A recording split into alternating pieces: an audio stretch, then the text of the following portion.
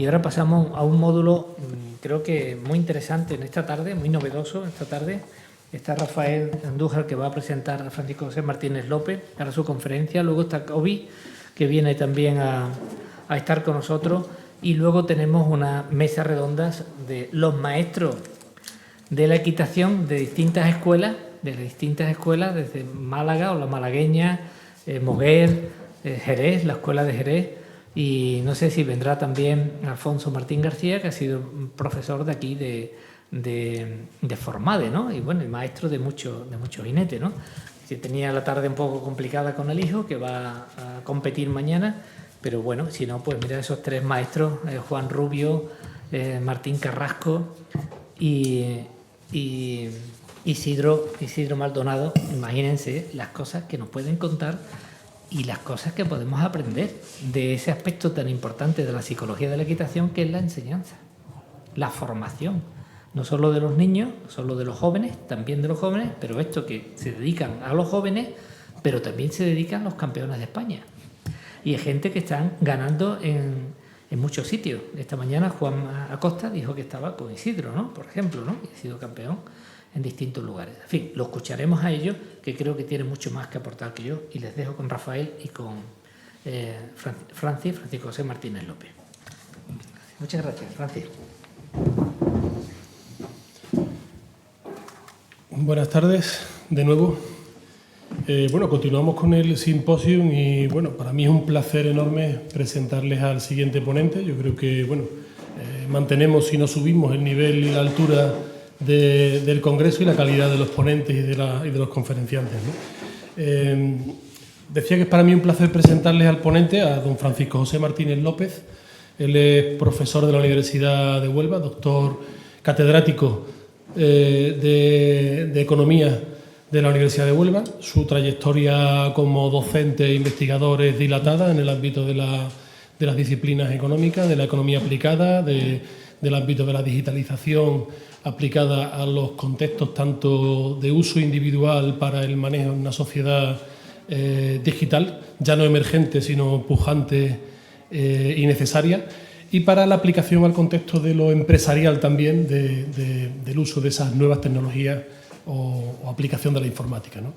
Él es docente de eso en la universidad, fundamentalmente dirigido, aunque no exclusivamente, al ámbito de los graduados en economía o los que van a ser graduados en ADE y los nombres esos que tienen ahora las ciencias económicas como titulaciones de grado, pero se presta porque lo que dice vale y tiene mucho sentido a trasladar sus conocimientos y su docencia a otros ámbitos, por ejemplo, el de congresos eclécticos o específicos como este, o ámbitos como el de la docencia del aula de la experiencia, de la que tenemos el placer de contar con él como docente, precisamente de estos contenidos también, de esas nuevas tecnologías aplicadas al uso individual y colectivo y global, ¿no?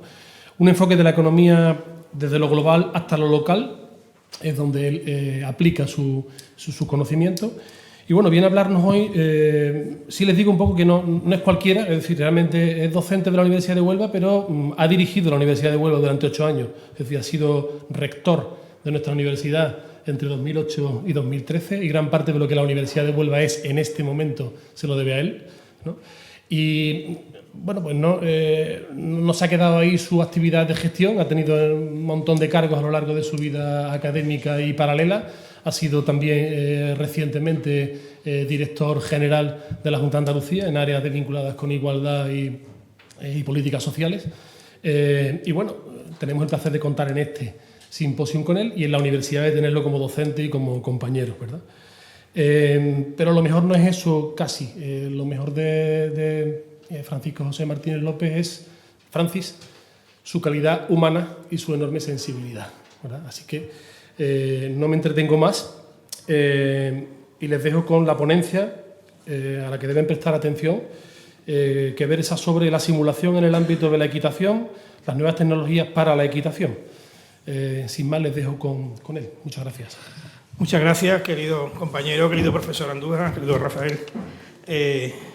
En primer lugar, quiero empezar agradeciendo y felicitando a Manuel Acosta y a todos los organizadores, entre los que me encuentro, porque realmente venimos trabajando en este simposio desde hace mucho tiempo. Recuerdo con Manolo, tengo la suerte de tenerlo como uno de mis mejores amigos, el profesor Acosta, pues me comentaba que quería organizar un gran evento en el mundo del caballo. Y yo le decía, pero Manolo, ¿cómo te vas a meter en un lío de esto?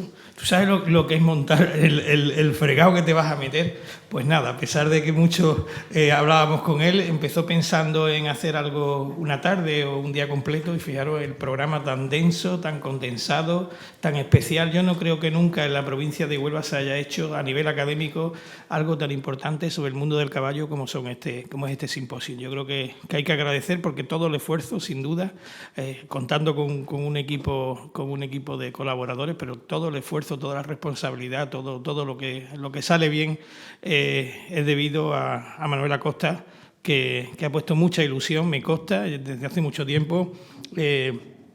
Él quería hacer algo, él quería que el mundo del caballo explotara en el mundo académico, que saliera, ¿no?, de las cuadras y llegara también a otras instancias, ¿no? Y lo va consiguiendo. Publicó su precioso libro, del cual también tengo la suerte de haber hecho uno de los prólogos, en el cual pues ha difundido una cantidad de pensamientos y de ideas que él ha ido teniendo en su experiencia vital del mundo del caballo, que ha hecho que podamos trabajar. Y luego, si encima lo acompañamos con estas magníficas fotografías de Ramón León, de un libro que además hicimos Manuel Acosta y yo, junto con Manuel Zurita, de un libro que escribimos hace ya mucho tiempo, se llama Rocío Jubileo de Luz, un libro precioso de fotografías. Los textos no sé cómo serán, que son los nuestros, pero las fotografías son magníficas. Entonces, bueno, pues la verdad que yo creo que ha acompañado estas jornadas con unos eventos paralelos también de enorme importancia. Así que, en primer lugar, felicitarnos por este aspecto. Y yo voy a hablar hoy de una cosa relativamente nueva. Nosotros estamos ahora mismo trabajando mucho en temas de simulación. El mundo necesita lo que se llaman los gemelos digitales, no sé si habéis estado escuchando que Facebook es la dueña prácticamente de todas las redes sociales, la dueña de WhatsApp, la dueña de Facebook, la dueña de Instagram, es la dueña de todo, pues se ha cambiado el nombre y se ha llamado Metaverso, y lo que está es pues barruntando que el mundo va a cambiar. Y va a cambiar hacia lo que llamamos la simulación. Nosotros en la Universidad de Huelva hemos creado la primera revista en español de simulación académica, y ya lleva un año funcionando, de la cual soy el editor. Y realmente se intenta pues que ese mundo que a veces el mundo cambia muy rápidamente y se necesitan hacer cosas como simular los aspectos. Si con el coronavirus, por ejemplo, hubiéramos tenido un modelo del cuerpo humano simulado en un ordenador, hubiéramos metido el virus 30 millones de veces y hubiéramos visto qué pasaba, y quizás hubiéramos avanzado, en vez de 1 año y medio, hubiéramos tardado 3 meses. Y no hubiéramos... Es decir, que realmente el mundo de la simulación se va convirtiendo en algo enormemente importante. Y curiosamente, el mundo del caballo, la simulación es muy antigua, y metiéndome en este mundo me agradó mucho ver su historia, ¿no?, que es de lo que vamos a hablar, de cómo realmente el hombre ha intentado simular esa visión del mundo ecuestre. Y cómo es bueno que las tecnologías se introduzcan en el mundo del caballo, donde realmente ya están muy introducidas. Hoy se hablaba aquí, por ejemplo, de los caballos cartujanos, y se decía, es que los cartujos fueron unos innovadores y metían a los caballos en unas piscinas y hacían yo no sé qué. Pues realmente eso hoy día también hay que hacerlo. Es decir, si queremos preservarse hay que cambiarlo todo para que todo siga igual. Se decía en el mayo del 68, pues a veces hay que hacerlo. Entonces, hoy lo que vamos a hacer es hablar un poco muy brevemente, porque me ha dicho Manolo que sea muy breve. Yo me enrollo mucho, entonces va a ser breve, pues del mundo simulado, de que no es un binomio tan nuevo, de los simuladores reales y deportivos que hay. Simplemente los vamos a exponer, ¿no? Simplemente queremos que saquéis una sensación de que realmente necesitamos simular el mundo del caballo, necesitamos meternos en el mundo de la simulación. Los simuladores veterinarios, los virtuales, los wearables, los que nos ponemos en la ropa, la ropa del caballo también, los serious games, los videojuegos, etcétera. Entonces, bueno, vamos a hablar muy rápidamente de eso. Decir que el mundo, como decimos, se simula.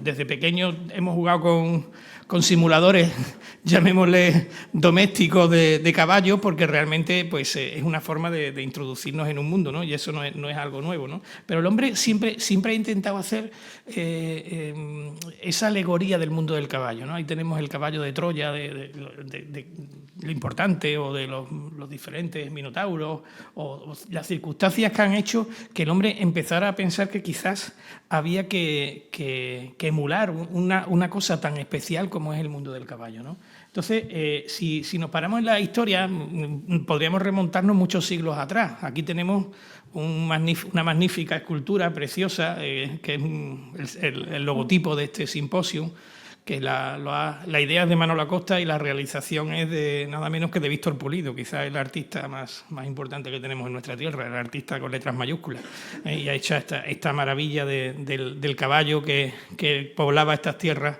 hace 3.000 años o más. Entonces, bueno, pues realmente desde ahí podríamos movernos, pero realmente si atendemos a cómo el hombre ha intentado hacer del caballo una simulación para aprender, para poder manejarlo mejor, para aprovechar su potencialidad, etcétera, pues vemos, fijaros, esto es una patente, ahí tenéis una patente de 1867, solamente nos vamos a ir 150 años hacia atrás, podemos ir mucho más, pero fijaros cómo el hombre intenta emular, el caballo se convierte en algo tan importante que queremos emularlo de alguna manera. Aquí tenéis una patente que se hizo, otra patente cuando los caballos en las grandes ciudades, pues Londres se decía que iba en un momento dado, tenía tantos caballos y tantos carros y tantos mulos, tantos animales, digamos, de tiro fundamentalmente, que pues de los excrementos se decía que Londres iba a quedar cubierto, ¿no? Entonces, bueno, pues incluso se hicieron teorías científicas y se escribieron artículos académicos sobre eso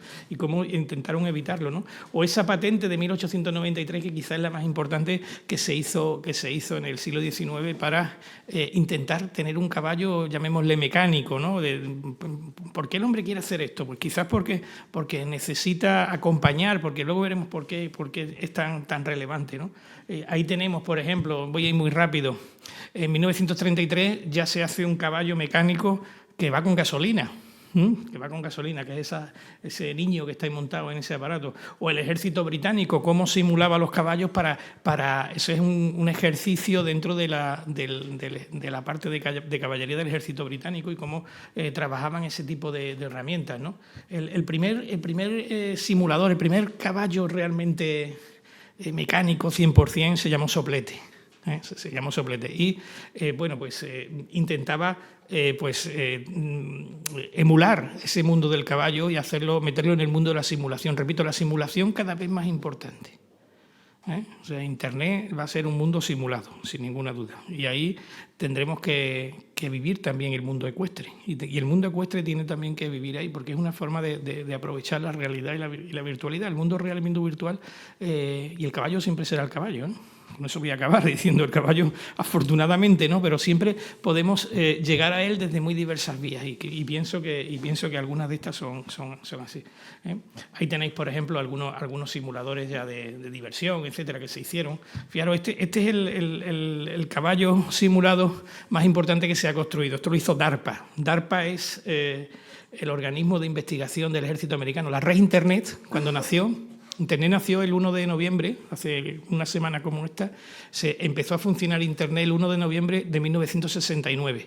Pues entonces esa red que se creó por 3 universidades se llamaba DARPANET, casi como el DARPA Horse, casi como el caballo. Ahí tenemos esos caballos que hizo el ejército americano porque entendía que debería de tener algún tipo de relación y de simulación de esos caballos, ¿no? ¿Y por qué queremos simularlo? Es decir, ¿por qué queremos? Los tenemos reales, ¿no? Pero también en muchos aspectos ese mundo simulado nos permite aprender, nos permite hacer repeticiones, nos permite experimentar para no tener que hacerlo directamente con el caballo, sino del caballo luego ir ya mucho más al punto exacto, ¿no?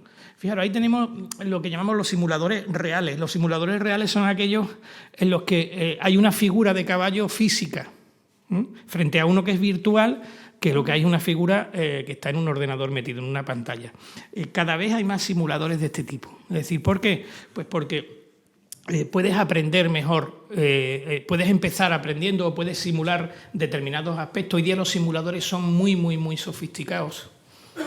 Repito, hoy tenemos lo que llamamos los gemelos digitales, que son gemelos hoy tenemos gemelos digitales de un barco, o gemelos digitales de un avión, o gemelos que son exactamente igual que el real, pero que funcionan en el mundo virtual, y hacemos pruebas, pero en tiempo real. Es decir, el barco va andando y el simulador está diciendo lo que está haciendo y puede cambiar. Entonces, ¿qué ocurre? Pues que eso hace que podamos mejorar en algunos aspectos, como por ejemplo, fijaros ya en lo que se ha avanzado en el mundo ecuestre.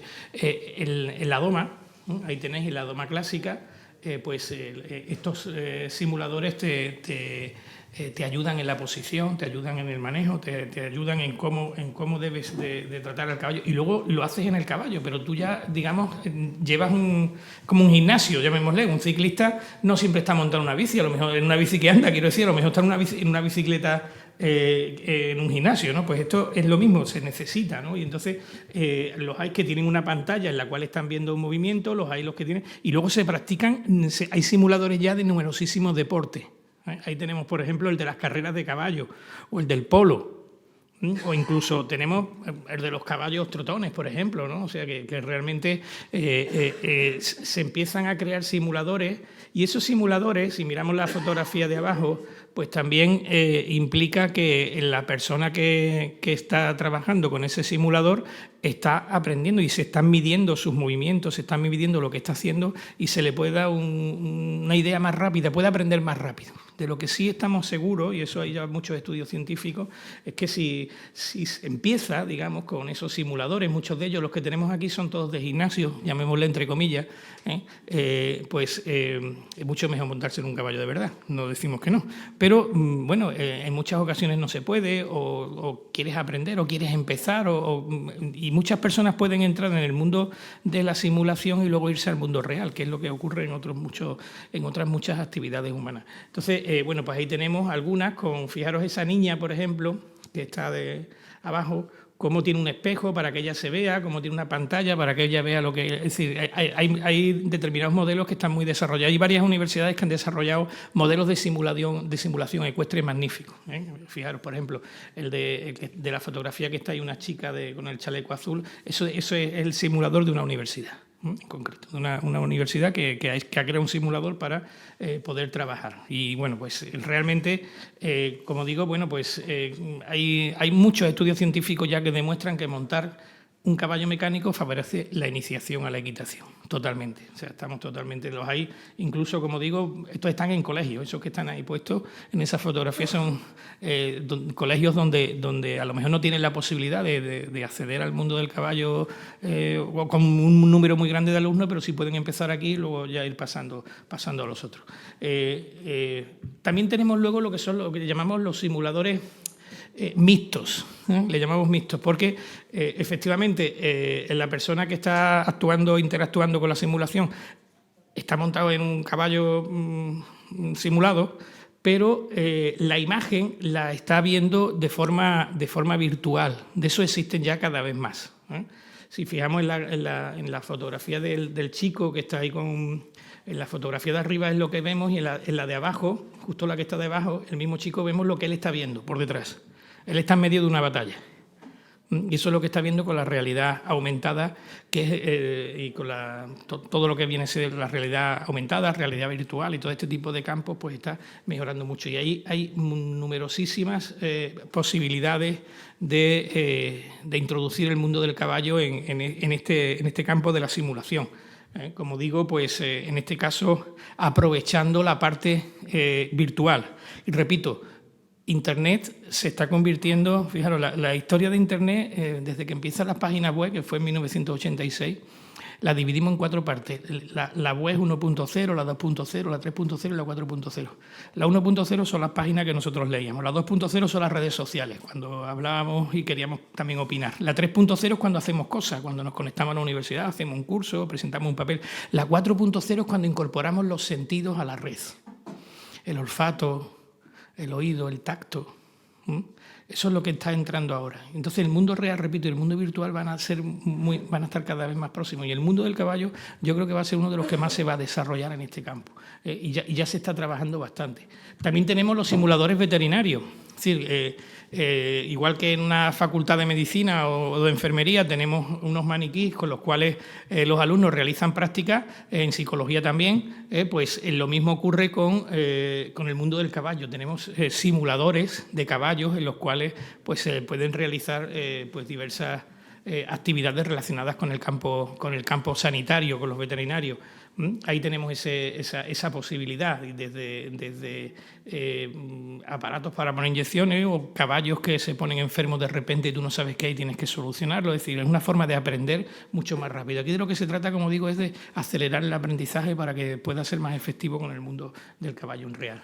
Luego tenemos los simuladores virtuales. Hay simuladores donde te enseñan. Estos que hay aquí no son juegos de niños solo, sino estos son unos que hay para tú aprender el transporte del caballo. Que es un curso, vamos, de transporte, además de caballo. O sea que son simuladores virtuales. Luego tenemos lo que llamamos los wearables.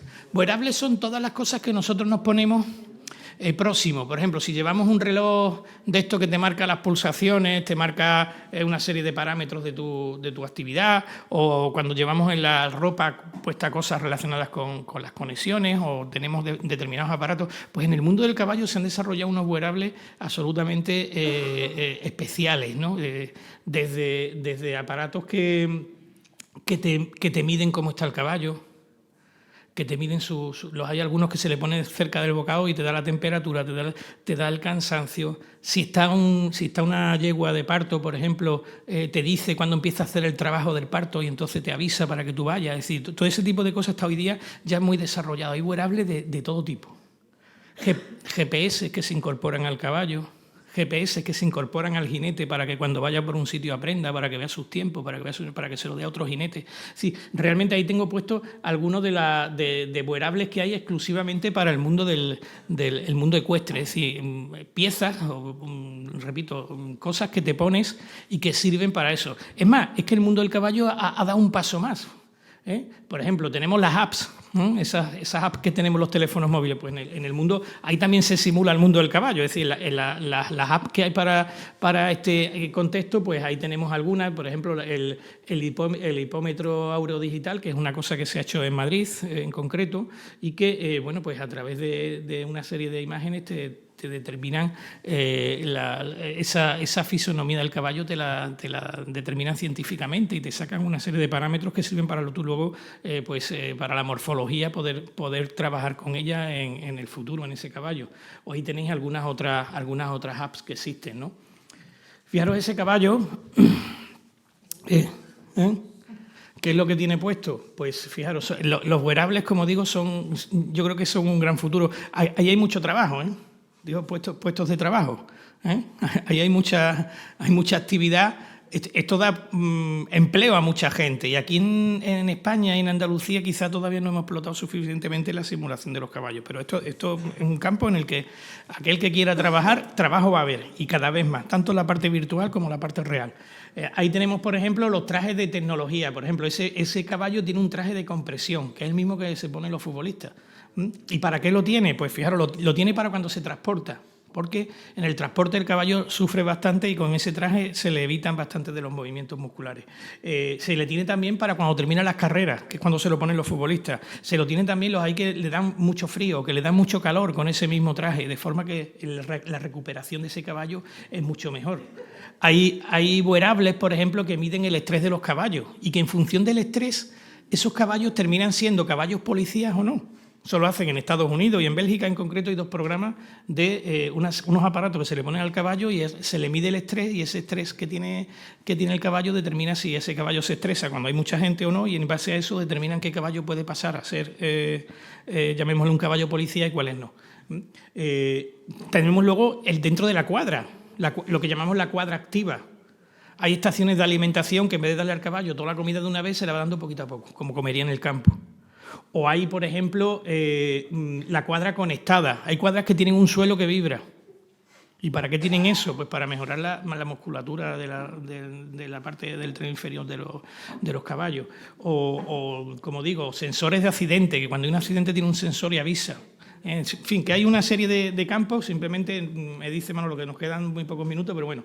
También luego tenemos lo que llamamos los serious games, es decir, utilizar el caballo para, llamémosles, juegos serios, ¿no? En este caso, fijaros, ahí tenemos unos niños autistas que el problema que tiene la hipoterapia en el mundo del autismo es muy importante, pero hay un problema, y es que esos niños no se comunican, a la mayoría de ellos no se comunican fácilmente, con lo cual tienes un problema a la hora de llevar a cabo tu terapia.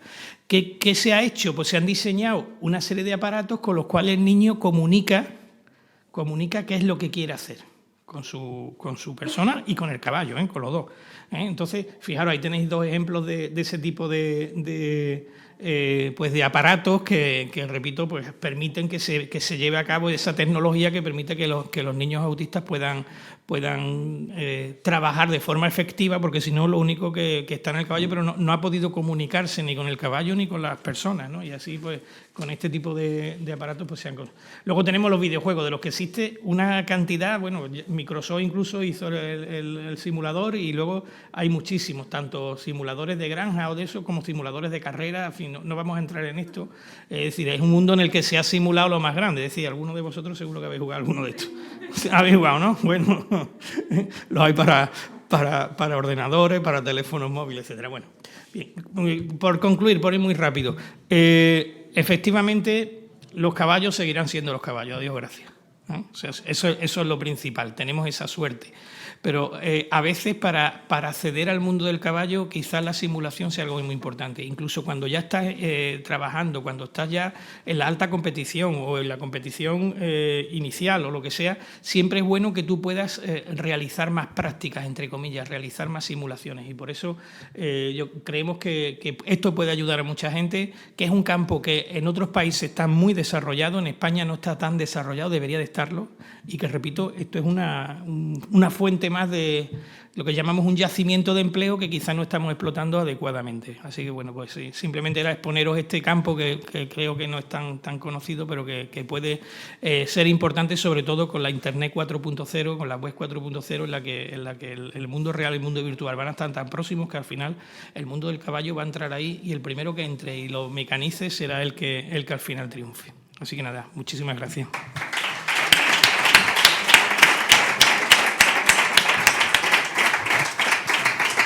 Muchas gracias al profesor Martínez López, yo creo que ha sido muy interesante, nos ha dibujado un panorama futurista y casi actual, ¿no? A mí me recordaba a la obra de, si habéis visto Blade Runner, que estaba basada en una obra de Philip K. Dick, que se llamaba ¿Sueñan los androides con ovejas eléctricas? ¿No? Bueno, pues un poco ese futuro, un poco, ¿no? Es decir, o Matrix, ¿no? Bien, muy interesante, se presta a muchas preguntas y a muchos planteamientos o elucubraciones en torno a lo que él ha dibujado como un nicho laboral e incluso un contexto nuevo donde probablemente lo digital se hibride con lo real, lo manipulable, y nos genere un mundo distinto, no sustituya, pero probablemente tenga que convivir, ¿no? ¿Preguntas? Sí, hola, buenas tardes.